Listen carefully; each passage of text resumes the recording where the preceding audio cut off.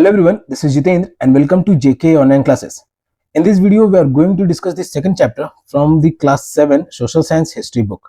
तो जो भी बच्चे क्लास 7 के हैं वो वीडियो के अंत तक जरूर बने रहना बच्चों, क्योंकि इसमें जितने भी इंपॉर्टेंट पॉइंट्स और टॉपिक्स है उसको अच्छे से डिस्कस किया जाएगा और वीडियो थोड़ा अच्छा सही लंबा भी हो सकता है, तो आराम से अच्छे से समझते हुए चलिएगा। किसी भी तरीके का जो भी इंपॉर्टेंट पॉइंट्स या टॉपिक्स है उसको अच्छे तरीके से डिस्कस किया जाएगा। अगर पढ़ाई में किसी तरीके का हेल्प चाहिए तो जेके ऑनलाइन क्लासेस से फोन नंबर के माध्यम से या फिर वेबसाइट के माध्यम से संपर्क कर सकते हो, but all the services are paid. JK online classes YouTube पे भी है, फेसबुक पे भी है, इंस्टाग्राम प्रोफाइल भी है, व्हाट्सएप चैनल भी है एंड क्वारा पे भी है। सभी जगह इसे लाइक फॉलो सब्सक्राइब जरूर करो ताकि लेटेस्ट अपडेट से अपडेटेड हो, या फिर बच्चों तुम मुझे ट्विटर पे फॉलो कर सकते हो। Okay, so the chapter which we are going to read now, which we are going to study now, is the second chapter from the class 7 social science history subject, Kings and Kingdoms.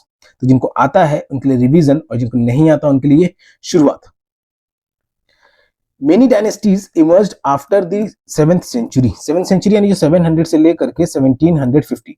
बच्चों ये ध्यान रखना, हम लोग इसी duration के gap को अच्छे से स्टडी करेंगे इस क्लास में। और क्लास 7 में हम लोग 700 से लेकर के 1750 तक के ड्यूरेशन को ही स्टडी करेंगे। तो बहुत सारे डायनेस्टीज निकले थे 7th सेंचुरी के बाद में। Map 1 shows the major ruling dynasties in different parts of the subcontinent. Now the map which you are seeing here, ये जो मैप यहाँ पे दिया हुआ है इसमें अलग अलग डायनेस्टीज का और उनका साम्राज्य कहाँ तक फैला हुआ था इस सब का जानकारी इस मैप में मिलता है हमें। तो here is the interesting question. Locate the Gujarat Pratiharas, Rashtrakutas, Palas, Cholas and Chahamanas, जो कि चौहान कहा जाता था। तो इन लोगों के डायनेस्टीज को यहाँ पे सब विजुअली अच्छे से देखा जा सकता है कि कौन कौन सा डायनेस्टी कहाँ पे। तो इन सबको लोकेट करना और इन सबको याद करना बच्चों इस मैप की मदद से। Subcontinent between the 7th and the 12th century. So these were the kingdoms or the empires which emerged during the 7th to 12th centuries.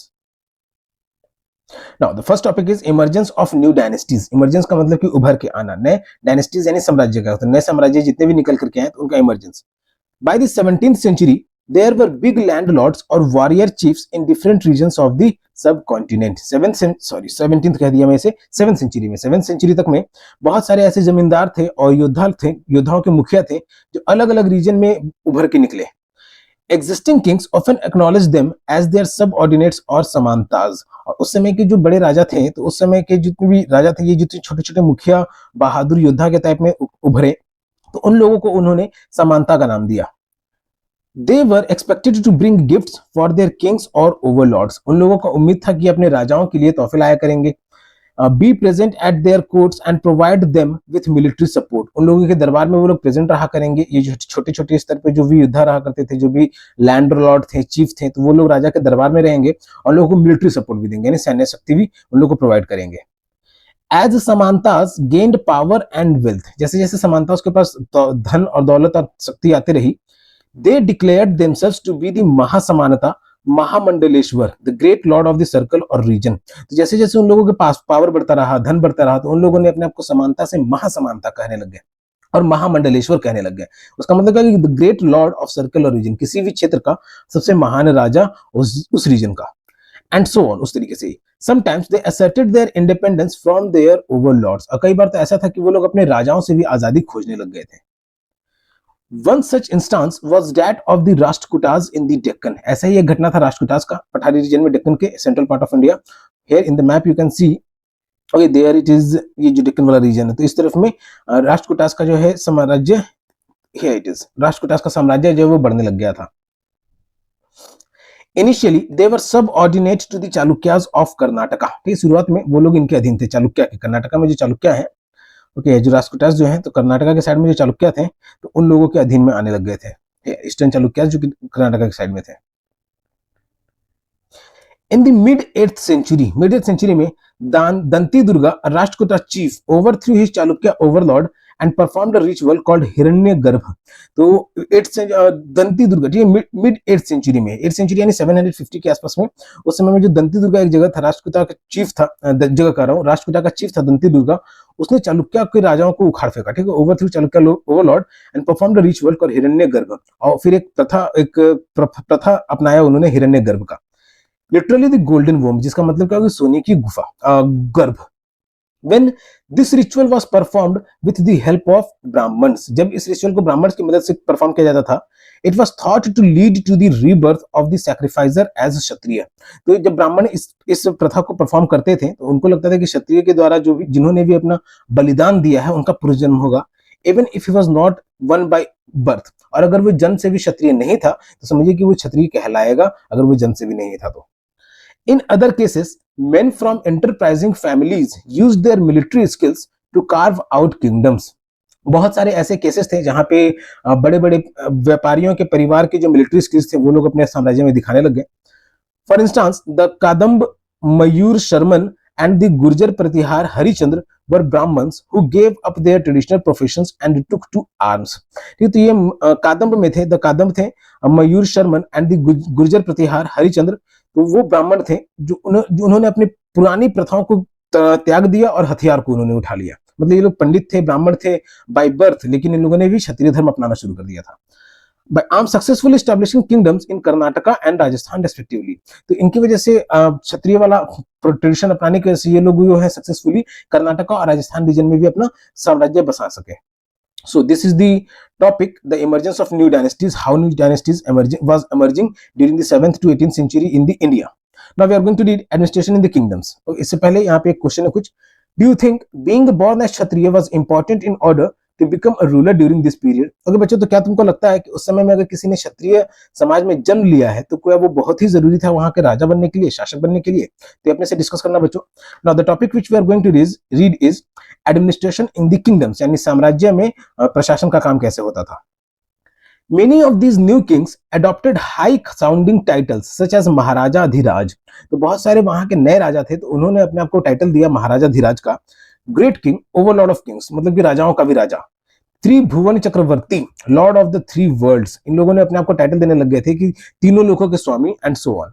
However in spite of such claims, ऐसा claim करने के बावजूद भी they often shared power with their samantas as well as with associations of peasants, traders and brahmins।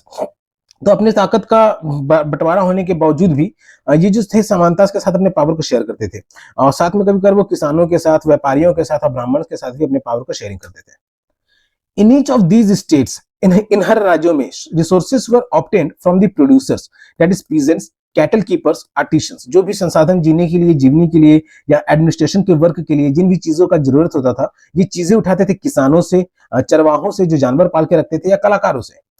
Who were often persuaded or compelled to surrender part of what they produced। Okay, तो जिनको जबरदस्ती भी कहा जाता था, या उन लोगों को अपनी इच्छा से भी शामिल होने के लिए कहा जाता था, या फिर अपने जमीन के हिस्से को, रीजन के हिस्से को सरेंडर करने के लिए कहा जाता था। Sometimes these were claimed as rent due to a lord who asserted that he owned the land। और कई बार इन लोगों को एज रेंट यानी टैक्स के रूप में, रेंट के रूप में भी इन लोगों को पे करना होता था, क्योंकि उस रीजन के जो राजा हुआ करते थे वो अपने आप को राजा कहने लग गए थे। Revenue was also collected from traders, व्यापारियों से रेवेन्यू, राजस्व का भी सामान उठाने लग गए थे लोग। 400 taxes। Now let us read it। The inscription of the Cholas who ruled in Tamil Nadu refer to more than 400 terms of different kinds of taxes। तो तमिलनाडु में जो चोलास थे वो लोग 400 कम से कम ऐसे नियम बनाए हुए थे जिनके आधार पर टैक्स वसूली किया जा रहा था। The most frequently mentioned tax is vetti, taken not in cash but in the form of forced labor। ठीक है, तो vetti एक टाइप ऑफ टैक्स था जो पैसे के रूप में नहीं लिया जाता था, बल्कि लोगों से काम करवा करके लिया जाता था, उनसे मजदूरी करवा करके लिया जाता था। एंड कादमाई और लैंड रेवेन्यू, ठीक है, या फिर उसको वो लोग लैंड रेवेन्यू भी कहते थे, जमीन के लिए कर। There were also taxes on thatching the house। अगर वहां पे किसी को अपने घर के ऊपर छपरा भी छाना होता था, thatching का मतलब है छपरा छाना, छत ढालना, ठीक है, घास फूसे का बना हुआ जो छत ढालना होता था, तो उसके लिए भी लोगों को टैक्स देना पड़ जा रहा था उस समय में। The use of a ladder to climb palm trees, assess on succession to family property, etc। लेकिन यहाँ तक कि अगर खजूर के पेड़ से खजूर तोड़ने के लिए सीढ़ी भी लगाना होता था तो उसके लिए भी टैक्स। मतलब समझ लो कि बेटा अगर इस तरीके का माहौल था उस समय में, हर चीज पे टैक्स, अभी भी जिस तरीके से हर चीज पे टैक्स है, they are not forming the way of generating income, only they are forming the way of taking money from others. तो इसी तरीके से उस समय भी 400 के आसपास का टैक्स का कारण था। जैसे पेड़ पे खजूर तोड़ने के लिए अगर सीढ़ी भी लगाना तो उसके लिए भी टैक्स, छपरा छाना है तो उसके लिए भी टैक्स, और अगर वंशज में किसी के पास प्रॉपर्टी जा रहा है तो उसके लिए भी टैक्स। तो इस तरीके की चीजों के लिए भी टैक्स लेने लग गए थे। Are any such taxes collected today? तो क्या बच्चों इनमें से कोई भी टैक्स तुमको पता है कि अभी लिया जाता है? तो हाँ, ये सक्सेशन प्रॉपर्टी टैक्स जो है वो तो अभी भी लगता है, लैंड रेवेन्यू जो वो भी लगता है। Further These resources were used to finance the king's establishment as well as for the construction of temples and forts. अब ये जो रेवेन्यू कलेक्ट होता था, जितने भी संसाधन यहाँ से कलेक्ट हुआ करते थे, इन सब की मदद से जो है सेना का विकास किया जाता था। ओके, द किंग्स एस्टैब्लिशमेंट, राजा को स्थापित करने में उनको लगाया जाता था और मंदिरों और किलाओं को बनाने में लगाया जाता था। They were also used to fight wars, which were in turn expected to lead to the acquisition of wealth in the form of plunder and access to land as well as trade routes. Okay, ये जो क्या है कि they were also used to fight wars. इन पैसों की मदद से युद्ध में भी सहायता लिया जाता था, क्योंकि युद्ध में भी खर्चा आता था अच्छा खासा, which were in turn expected to lead to the acquisition, जिसकी वजह से धन दौलत को लोग लूटने भी लग गए थे in the form of plunder, ठीक है, लूट के रूप में धन दौलत को छीनने भी लग गए थे। And access to land as well as trade routes, और जो भी जमीन पे जो लोग खेती बाड़ी किया करते थे तो उन लोग के जमीन पे भी कब्जा करने लग गए थे राजा लोग सब, और जो आने जाने का व्यापारिक रूट जो था उन सब पे भी लोग टैक्स लगाने लग गए थे। The functionaries for collecting revenue were generally recruited from influential families and positions were often hereditary. तो ये जो फंक्शनरीज हुआ करता था कलेक्टिंग रेवेन्यू के लिए, ये रिक्रूट किया जाता था इन्फ्लुएंशियल फैमिली, जो भी असरदार परिवार हुआ करते थे, जो तबके वाले परिवार हुआ करते थे, तो उनके द्वारा, और पोजीशंस फॉर ऑफन हेरिडिटरी, और जो भी पोजीशन हुआ करता था यानी हायर पोस्ट पे जो भी जाया करता था तो वो हेरिडिटरी के हिसाब से, मतलब कि अगर उनके पिता है, दादा थे, तो इस तरीके से बेटा को, पोता को वो पोजीशन मिल जाता था। This was true about the, ये जो मिल जाता था हेरिडिटरी का, हम लोग नेपोटिज्म, उस जमाने का nepotism. This was true about the army as well, और ये सेना के लिए भी लागू हुआ करता था, मतलब सेना में भी उच्च पद पे भी अगर कोई जा रहा है तो वो सेना का अधिकारी भी जो था वो हेरिडिटरी बेसिस पे अपने नीचे के जो था उसको ऊपर ले आया करता था। In many cases close relatives of the king held this position, और बहुत सारे केसेस ऐसे थे जहां पे राजाओं के जो नजदीकी रिश्तेदार हुआ करते थे उन लोगों को ये पोजीशन दे दिया जाता था, हाईएस्ट पोजीशन दे दिया जाता था उस रीजन में। Okay, here is an think about question, in what ways was this form of administration different from the present day system? तो किस तरीके से जो अभी का समय का जो एडमिनिस्ट्रेशन का तरीका है वो अभी का सिस्टम से अलग कैसे है, तो ये अपने से डिस्कस करना बच्चों तुम लोग। Now we have read about the administration in the kingdoms, कैसे प्रशासन हो रहा था राजा के समय में। Now we are going to read prashastis and land grants. Okay, prashastis और लैंड ग्रांट्स, तो प्रशस्तीज हो गए किसी भी राजा, लैंड लॉर्ड, चिफ्टियंस के तारीफ में, ठीक है, समझो किसी को फुला देना, अगर वो लायक भी नहीं है तो उसको चढ़ा करके लायक दे देना, ठीक है, मतलब कि अगर किसी को लिखना भी नहीं आ रहा है और पढ़ना भी नहीं आ रहा है, बस अमीर है, तो उसको इस तरीके से बता देना कि वो बहुत बड़ा ज्ञानी हो चुका है, ठीक है, तो वो प्रशस्ति कहलाता था। और लैंड ग्रांट्स मतलब कि लोगों को जमीन दान में दे देते थे, इस तरह की चीजें। Prashastis contain detail that may not be literally true. Okay, तो वही जो मैंने कहा ना अभी कि बढ़ा चढ़ा करके लिख देना, कोई अनपढ़ गवार राजा या ब्राह्मण का बेटा भी अगर अनपढ़ गवार है तो इस तरीके का, मतलब क्योंकि वो लोग डोमिनेटिंग कम्युनिटी के आते थे, तो ब्राह्मण का बेटा भी अगर गवार है तो उस तरीके की चीज में भी उन लोगों की तारीफ में बस पुल बांधना, समझो कि चाटुकार जो हुआ करते थे वो लोग ये सब लिखा करते थे। एंड लैंड ग्रांट्स का मतलब कि जमीन जो गिफ्ट में देना हो गया। But they tell us how rulers wanted to depict themselves, लेकिन इससे हमें पता चलता है कि राजा जो है वो अपने आप को कैसे दिखाना चाहते थे। अब वैसा बात है, राजा जो पूरा देश, पूरा क्षेत्र पे राज कर रहा है, वो चाहेगा कि उसका बेटा का भी नाम हो, भले ही वो बकलोल क्यों ना रहे, तो इसीलिए वो लोग पैसा भी खर्चा करते थे और अपने आप को बढ़ा चढ़ा करके दिखाते थे। As valiant victorious warriors, okay, तो ये सब वेलियंट मतलब कि बहुत ही बहादुर थे, बहुत बड़े योद्धा थे, जबकि थे नहीं, कुछ नहीं, ठीक है, यहाँ तक कि कुत्ता बिल्ली से भी डर जाए ऐसे ऐसे लोग थे, बस फालतू का, बस अपने पद का इस्तेमाल उठा करके, समझो कि वो जो सुअर का झुंड नहीं होता है, बहुत सारे मूवीज में जो डायलॉग सुनते हो कि शेर अकेला आता है सुअर का झुंड, तो वो सुअर का झुंड का राजा, तो उसके लिए प्रशस्ति लिखा जाता था। These were composed by learned Brahmins who occasionally helped in the administration. अब इनको कौन लिखा करता था, तो वही पढ़े लिखे ब्राह्मण ही, ठीक है, ब्राह्मण क्या कि एक कास्ट के हैं, एक कम्युनिटी के हैं, तो वो नहीं चाहता था कि उनका बड़ा वाला जो ब्राह्मण है वो छोटे वाले ब्राह्मण से अलग दिखे, तो वो बड़े वाले ब्राह्मण का बस चाटना शुरू कर देते थे ये प्रशस्ति लिख करके। Kings often rewarded Brahmins by grants of land, और राजा जो हुआ करते थे वो इन ब्राह्मणों को जमीन जायदाद दे दिया करते थे कि लोग खुश रहो और ऐसी अच्छी खासी लिखते रहो ताकि आने वाला समय जो है उनको अच्छा से समझा करे। These were recorded on a copper plates which were given to those who received the land. इन सब चीजों को तांबे की प्लेट पे, ठीक है, यहाँ पे इमेज देख सकते हो बच्चों, it is the figure of the given, तो तांबे की प्लेट पे इन सबको लिखा जाता था और जो भी जमीन भी मिला करता था तो उन सबका भी रिकॉर्ड इस पे लिखा जाता था।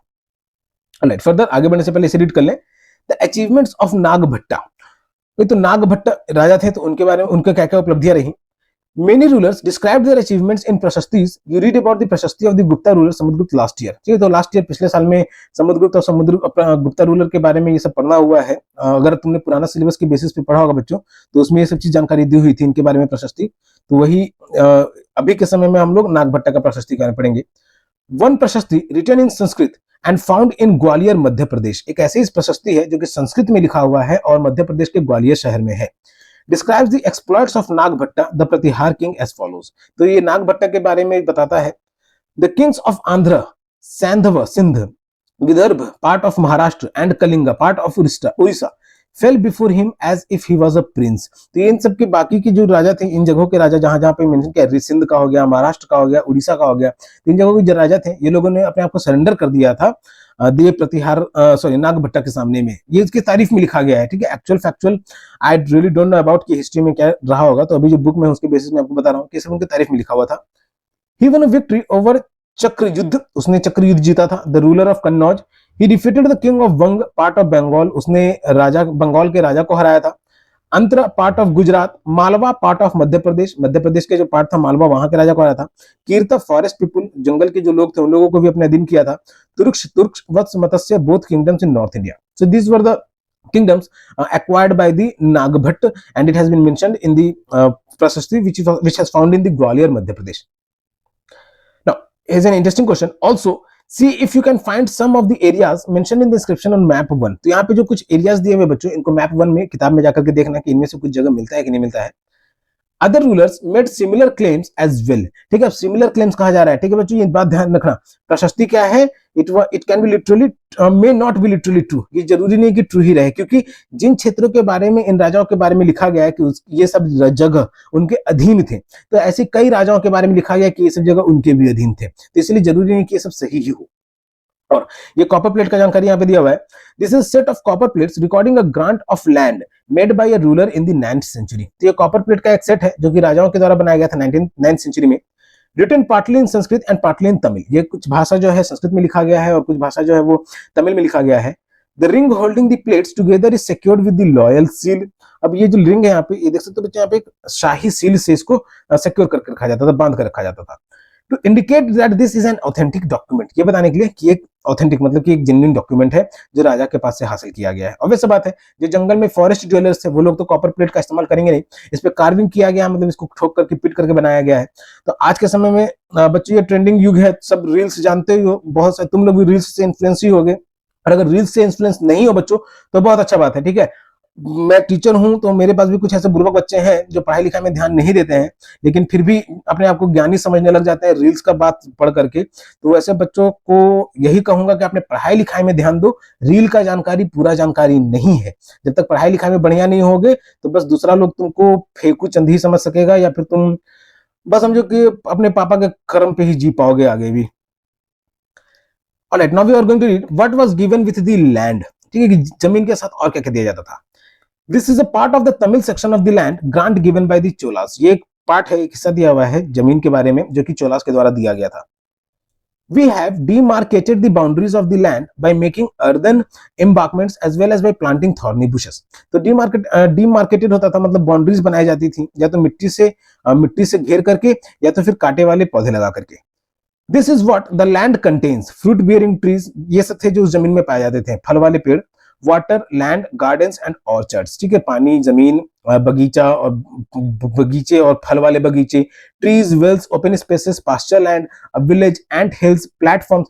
ठीक है, तो ये सब देखो छोटी छोटी चीजें. एंट हिल्स यानी चींटियों का भी अगर पहाड़ है तो वो लोग भी सब जमीन में उनका हो जाया करता था. canals, ditches, rivers, silt-laden land, tanks, granaries, fish ponds, beehives and deep lakes. मतलब कि उस जमीन में जितना भी चीज आ रहा हो, ठीक है, जितना भी लाइक कोई किसी भी खास तरीके का पेड़ क्यों ना हो, कहीं पे अगर बड़ा सा पॉन्ड बना हुआ है, नेचुरल पॉन्ड भी बना हुआ है, तो ये सब भी उन राजाओं के अधीन में आ जाया करता था. ही who received the land can collect taxes from it. और जिसको भी ये लैंड मिला करता था, राजा के द्वारा दिया जाता था, तो वो इन लैंड से टैक्स कलेक्ट कर सकता था, मतलब वहां के निवासियों से कर वसूल कर सकता था. He can collect the taxes imposed by judicial officers as fines, the tax on betel leaves, that on woven cloth. ये अलग-अलग चीजों पे टैक्स कलेक्ट कर सकता था जो कि ऑफिसर्स के द्वारा लगाया जाता था, जैसे पान के पत्तों पे, वोवन क्लोथ कपड़ों पे, as well as on vehicles. और अगर किसी तरह का व्हीकल मतलब बुलेट कार्ट हो गया, ऑक्सन कार्ट हो गया, हॉर्स कार्ट हो गया, तो इस तरह की भी चीजें अगर उनके पास थी तो इन सब पे भी टैक्स लगाया जाता था। He can build large rooms with upper stories made of baked bricks, वो बहुत बड़ा कमरा बना सकता था बड़े बड़े तल्लों के साथ और पकी हुई ईंटों से। He can get large and small wells dug, वो बड़ा से लेकर के छोटा कुआं जो है खुदवा सकता था। He can plant trees and thorny bushes, वो पेड़ और झाड़ियां लगा सकता था इफ नेसेसरी, अगर जरूरत पड़ी तो। ही can gate canals constructed for irrigation, ठीक है, वो नहर बना सकता था सिंचाई के लिए। He should ensure that water is not wasted and that embankments are built, ठीक है, तो इसको ये भी ध्यान रखना रहता था कि पानी जो है वो बर्बाद ना हो। और मेड, ठीक है, एम्बार्कमेंट करने का मतलब कि उस पानी का घेराव, जहां जिस रास्ते से वो पानी जारी होगी उसको घेर के रखा जाता कि पानी बर्बाद ना हो। Now here's an interesting question. List all the possible sources of irrigation mentioned in the inscription and discuss how these might have been used. तो ये इंस्क्रिप्शन का यहाँ पे जो लिखा गया है, तो इसके में से लिस्ट करना कि इरिगेशन के लिए क्या क्या चीजें इस्तेमाल थी, लोग करते थे और उसका इस्तेमाल कैसे किया जाता था। Now, unusual for the 12th century was a long Sanskrit poem containing the history of kings who ruled over Kashmir. तो 12th century में लंबे लंबे संस्कृत में कविता लिखे जाने लग गए उन राजाओं के लिए जिन्होंने कश्मीर पे भी राज किया था। It was composed bye an author named Kalhana, तो कश्मीर में एक ऑथर था, लेखक था कल्हना नाम का, तो उसने इन सारी कविताओं को लिखा था संस्कृत में। He used a variety of sources including inscriptions, documents, eyewitnesses accounts and earlier histories. तो ये कल्हन के द्वारा बहुत सारे इंस्क्रिप्शंस हो गए, डॉक्यूमेंट्स हो गए, दूसरे लोगों से बात करके जिन्होंने अपनी आंखों से देखा था, तो इन लोगों से जानकारी कलेक्ट करके इन कविताओं को लिखा।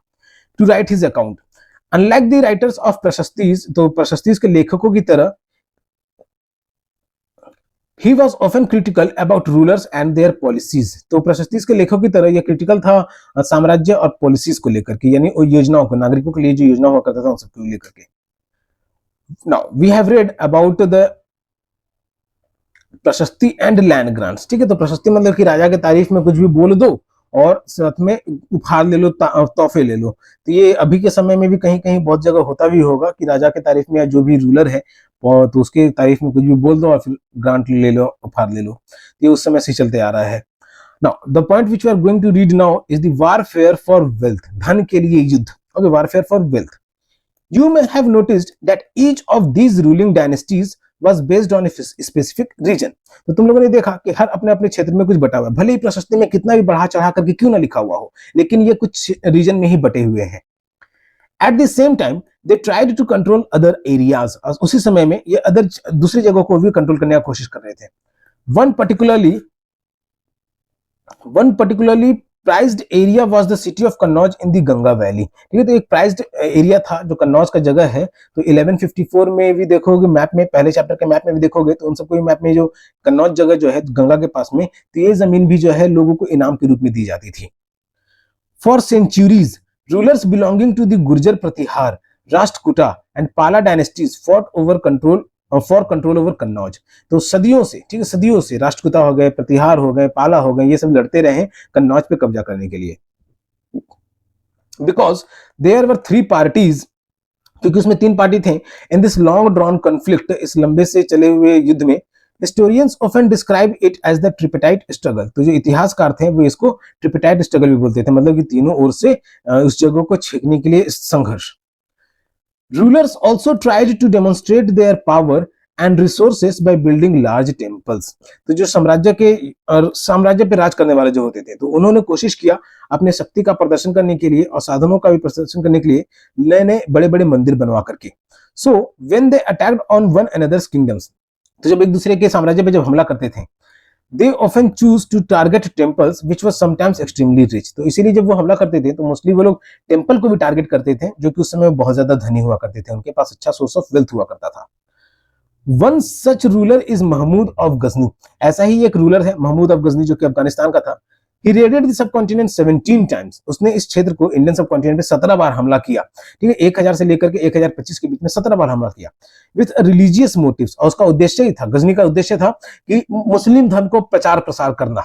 ऑब्वियस बात है, इतने सारे ब्राह्मण मूर्ख थे, बुर्बक थे, तो इसलिए मुस्लिम धर्म का भी, अब देखो शुरुआती में ब्राह्मण ही थे, क्षत्रिय ही थे जो लोग अपने धर्म को बचा के रख सकते थे, लेकिन जब उन लोग आपस में ही बंटवारा करने लग गए, अपने लोगों में भेदभाव करने लग गए, तो दूसरा धर्म वाला आकर के फायदा उठाने लग गया। तो इसलिए हिंदुइज्म के बारे में जो कहा जाता खत्म किया, तो दूसरे धर्म में उतने नहीं खत्म किया जितने अपने लोगों ने उसे बर्बाद किया।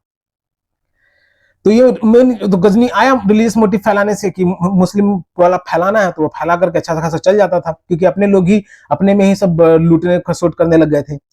His targets were wealthy temples, including that of Somnath. ठीक है, तो गुजरात में एक बहुत ही प्रसिद्ध मंदिर है सोमनाथ, तो उसको भी उसने टारगेट किया था, और जितने भी अमीर मंदिर सब थे उन लोग को भी लूट के ले गया था।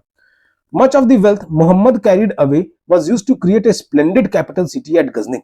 ठीक, तो वो गजनी का जो राजधानी थी, तो वहां पे जाकर के उसने वहां पे अच्छा खासा सबको जमा कर लिया।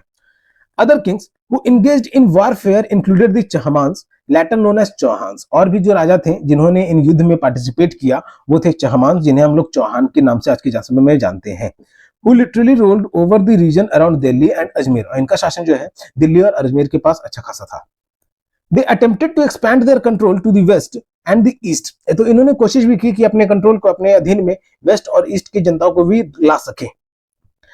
Where they were opposed by the Chalukyas of Gujarat and the Gahadavals of western Uttar Pradesh. Gahadavalas okay. तो जिनका जहां पे इनका अपोज हुआ चालुक्य के द्वारा, गुजरात के वेस्ट में गुजरात में अपोज हुआ चालुक्यास के द्वारा, वहीं वेस्टर्न उत्तर प्रदेश में गढ़वाल्स के द्वारा अपोज हुआ इनका चौहान्स का। The Chauhan ruler was Prithviraj III। तो पृथ्वीराज III चौहान रूलर थे, who defeated a Turk ruler named Sultan Muhammad Ghori in 1191, but lost to him the very next year in 1192। तो 1191 में तुर्क रूलर सुल्तान मोहम्मद गोरी को हराया था पृथ्वीराज III ने, और लेकिन हार गया था 1192 में। Look at map 1 again and discuss why the Chahmans may have wanted to expand their territories। तो discuss, every kingdom wanted to expand their territories. हर साम्राज्य अपना सीमा को बढ़ाना चाहता था कि ज्यादा से ज्यादा रीजन उसके अंदर आ सके। तो यही सिंपल सा रीजन रहेगा इसका बच्चों, और कुछ नहीं। और ज्यादा से ज्यादा धन दौलत लूट सके, तो ऐसे कारणों की वजह से सब फैलाना चाहते थे। Now we are going to read about a closer look about the Cholas. अब कुछ खास किंगडम्स के बारे में हम लोग जानेंगे। ठीक है, अपने इंडिया में जो किंगडम स्टैब्लिश हो रहे थे तो उनके बारे में। जैसे first Cholas from Uraiyur to Thanjavur. ठीक है, उरियार से लेकर के थंजावुर तक। How did the Cholas rise to power. Cholas power में कैसे आए।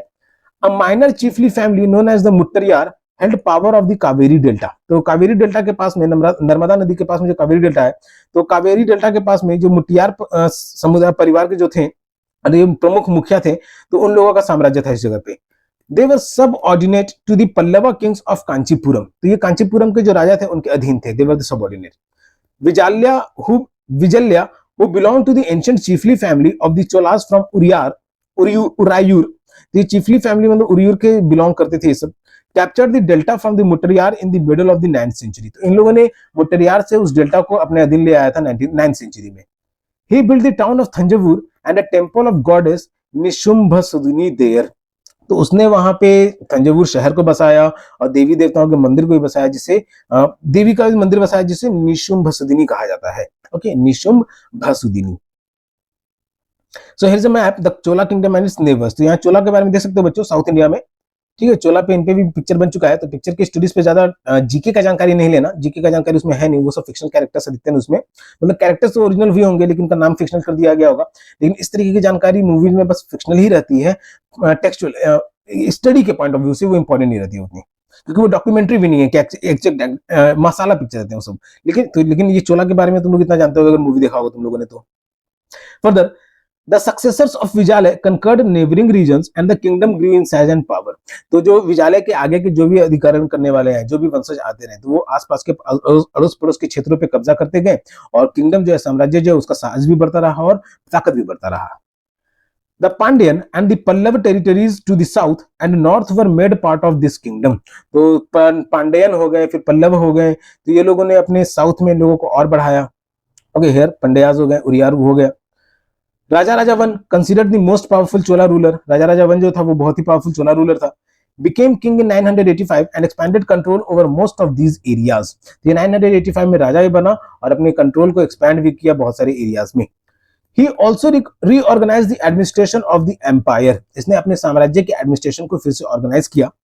राजा Raja son Rajendra one continued his policies and even invaded the Ganga valley.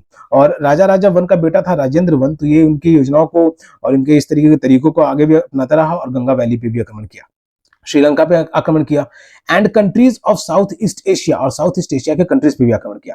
Developing a navy for these expeditions, जिससे कि एक समुद्री सैनिक उनके पास तैयार हो गया था ऐसे हमलों के लिए। Further splendid temples and bronze sculpture, तो स्प्लेंडेड यानी कि अच्छे धन वैभव वाले मंदिर और कांसे के स्कल्पचर जो मूर्तियां हुआ करती थी।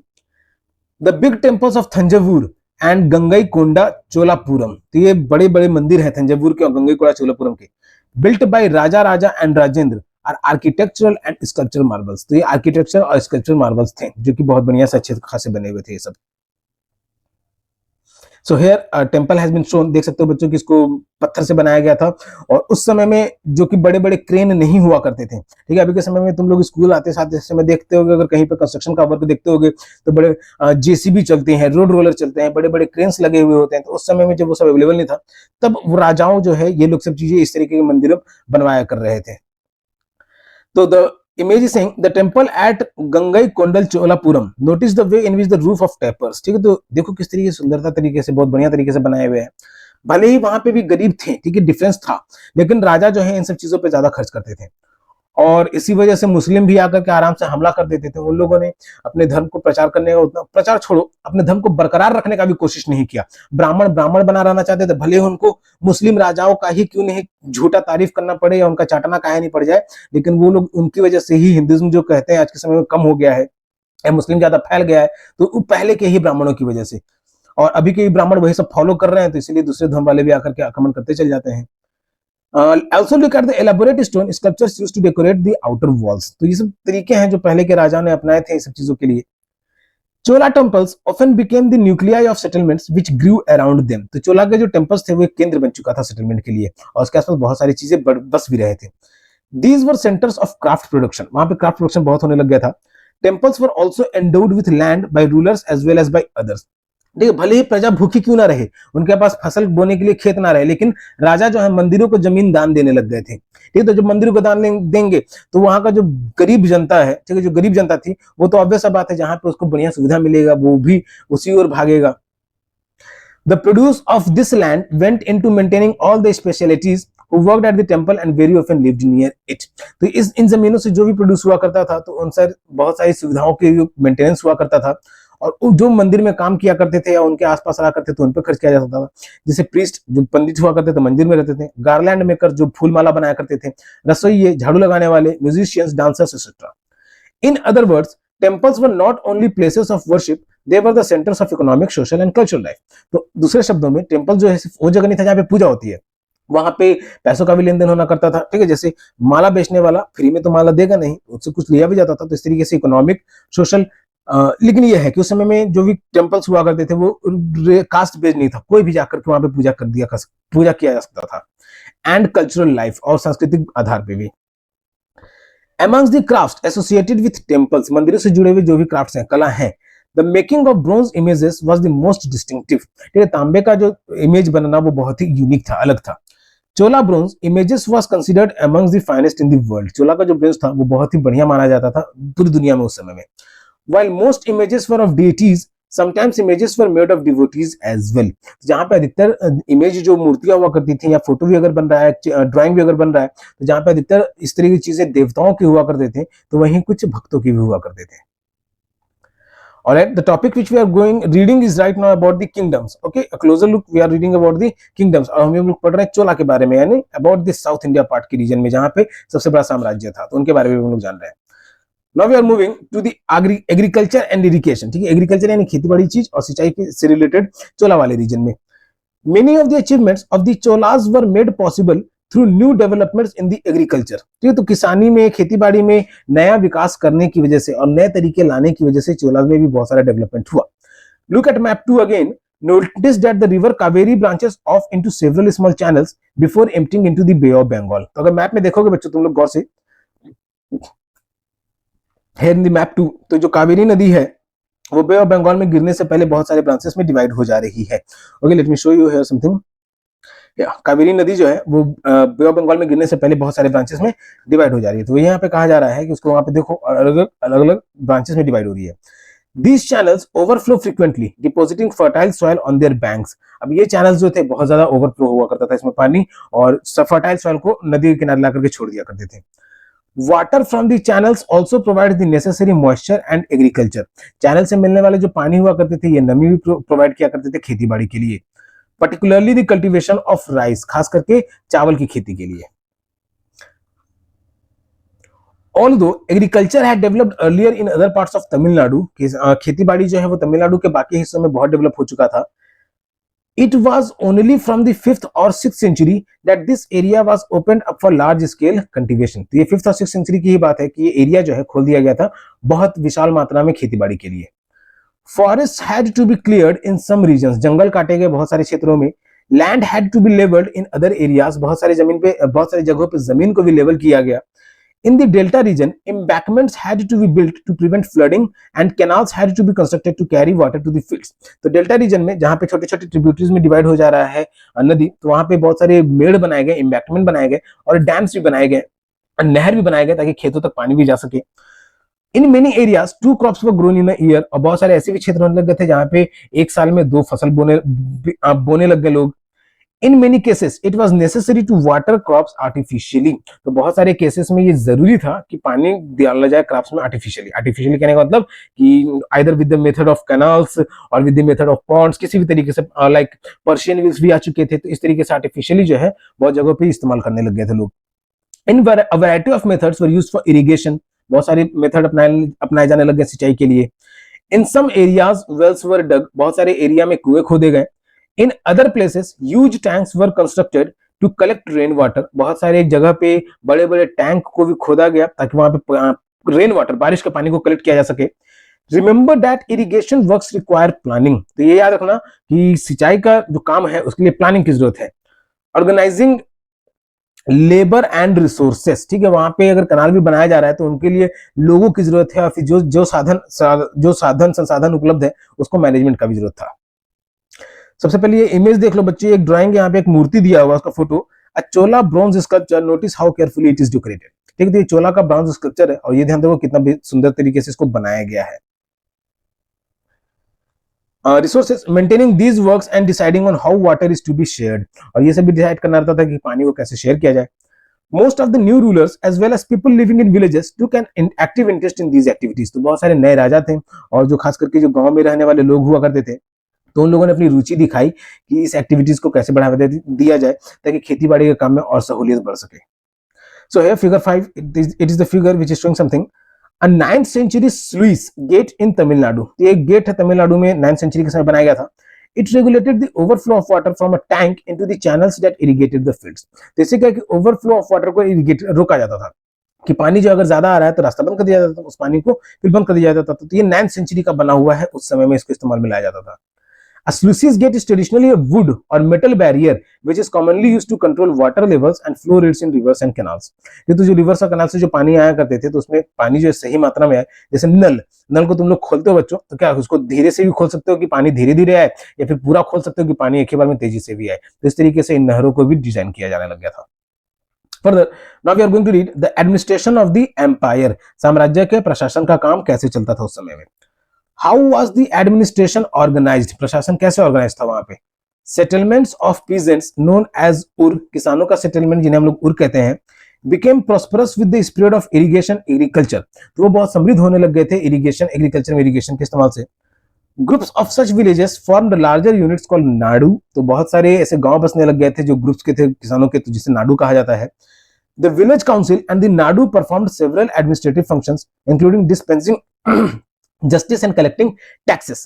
तो ये जो नाडू थे, जो बड़े बड़े यूनिट्स थे गांवों में, तो ये लोग जो है बहुत सारे फंक्शन, मतलब प्रशासन के काम, राजा के द्वारा जो भी नियम बनाया जाता था वो सब फॉलो हो रहा है कि नहीं हो रहा है, या फिर अलग अलग चीजें जो चीज भी थी तो वो सब हो रहा है कि नहीं हो रहा है. तो इन सब चीजों को कंट्रोल करने लग गए थे Nadu, including dispensing justice and collecting taxes. तो यहाँ तक कि जस्टिस का भी ध्यान रखना और कर वसूली भी करना. Alright.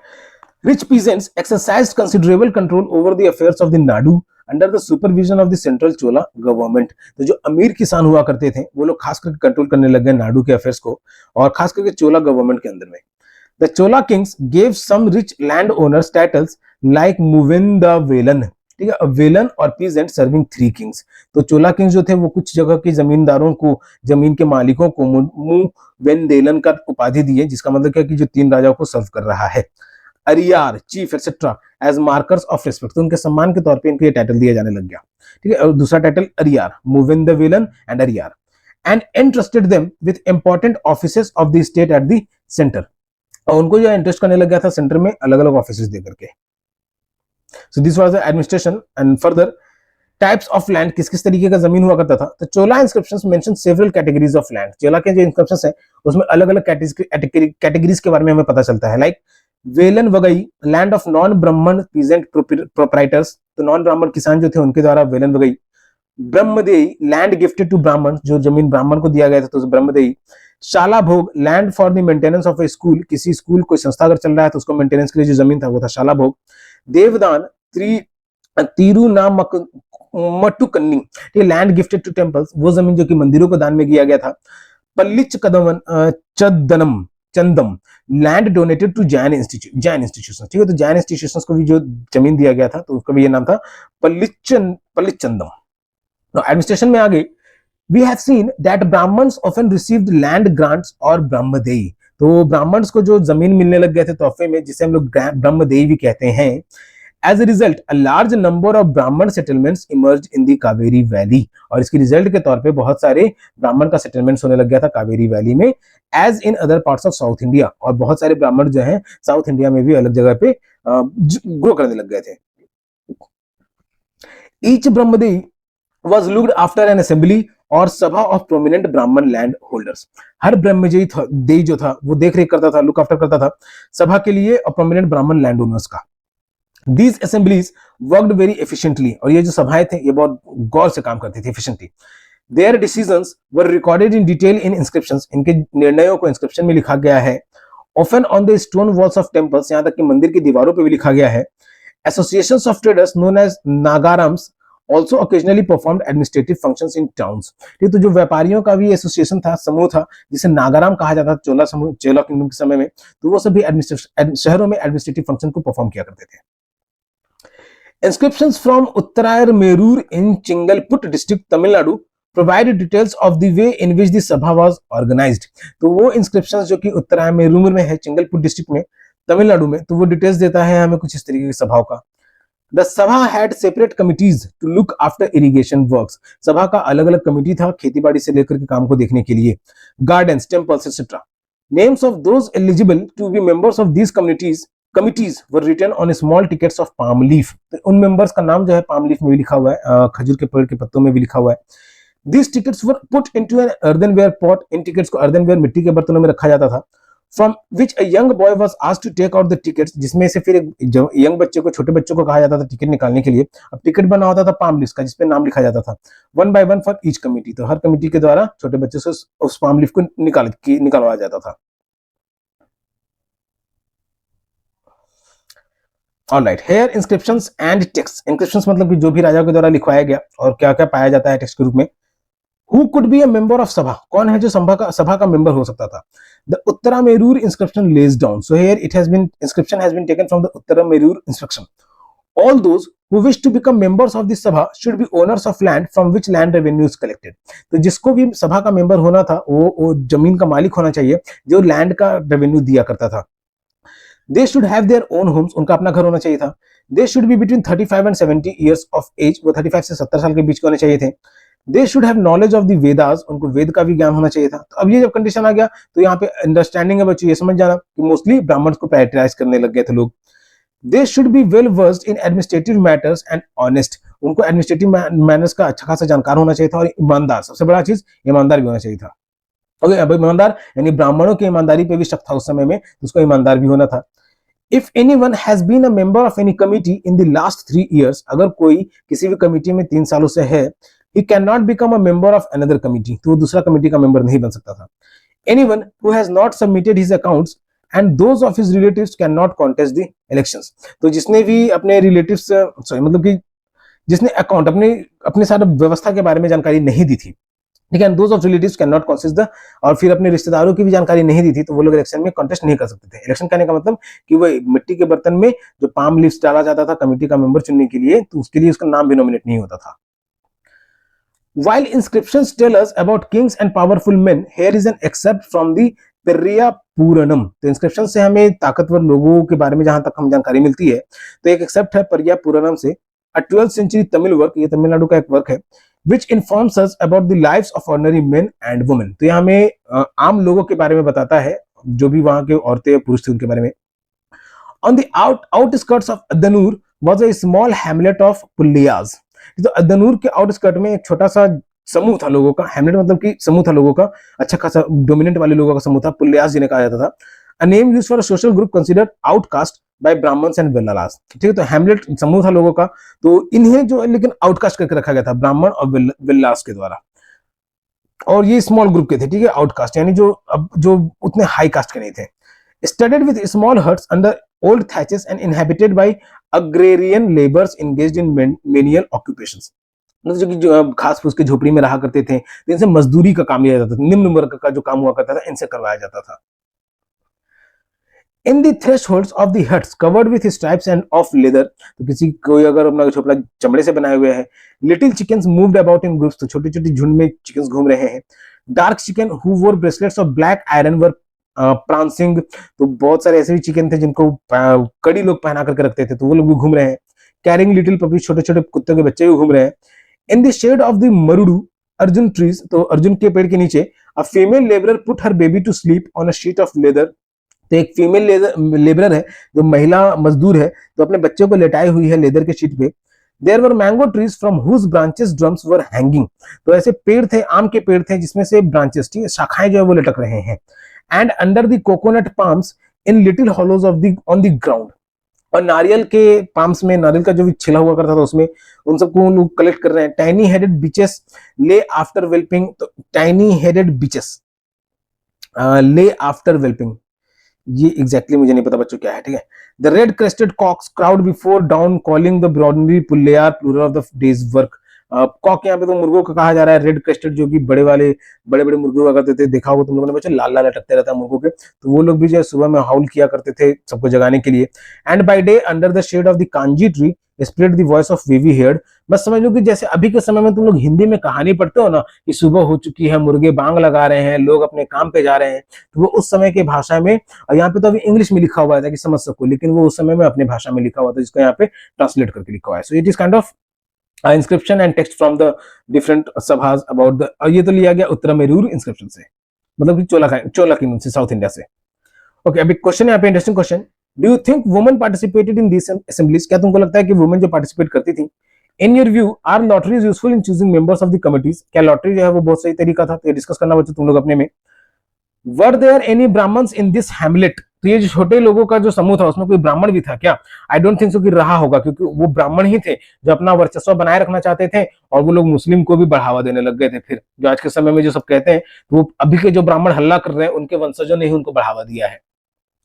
Describe all the activities that were taking places in the village. तो उन सारे एक्टिविटीज को यहाँ पे जो भी मेंशन है, तो वो क्या हो रहा था उसको लिखना। Why do you think temple inscriptions ignore these activities? तो टेम्पल का जो इंस्क्रिप्शन है वो इन सब चीजों को क्यों इग्नोर कर दिया, क्योंकि वो लोग अपने आप को हाई कास्ट का मानते थे, और ये लोग जो लो कास्ट के थे, इन लोगों के कामों को लोग उतना वैल्यू नहीं देते थे, इन लोगों को वही निम्न वर्ग के काम को दिया जाता था। So that is why they may be not mentioned in the temple inscriptions. Alright बच्चों, अब क्वेश्चन आंसर यहाँ से स्टार्ट है, तो क्वेश्चन आंसर को हम लोग क्वेश्चन आंसर के वीडियो में डिस्कस करेंगे। This is the end of the chapter Kings and kingdoms. It is the second chapter from the class 7 social science history book. तो बच्चों, वीडियो में अगर यहाँ तक बने हुए हो तो वीडियो को लाइक जरूर करना, और अपने दोस्तों के साथ भी इसे शेयर करना, ताकि उन्हें भी पढ़ाई में हेल्प मिल सके। और किसी तरीके का अगर तुम्हें पढ़ाई में हेल्प चाहिए तो जेके ऑनलाइन क्लासेस से फोन नंबर के माध्यम से या फिर वेबसाइट के माध्यम से संपर्क कर सकते हो, but all the services are paid. JK online classes YouTube पे भी है, फेसबुक पे भी है, इंस्टाग्राम प्रोफाइल भी है, व्हाट्सएप चैनल भी है, क्वोरा पे भी है। तो सभी जगह से लाइक फॉलो सब्सक्राइब जरूर करो, ताकि लेटेस्ट अपडेट्स अपडेटेड हो, या फिर तुम मुझे ट्विटर पे फॉलो कर सकते हो। जिस चैप्टर को हम लोगों ने डिस्कस किया इस वीडियो में वो था चैप्टर 2 किंग्स एंड किंगडम्स। तो जिनको आता है उनके लिए रिवीजन, और जिनको नहीं आता उनके लिए शुरुआत। तब तक के लिए keep subscribing, keep supporting, keep loving and keep learning. Thank you.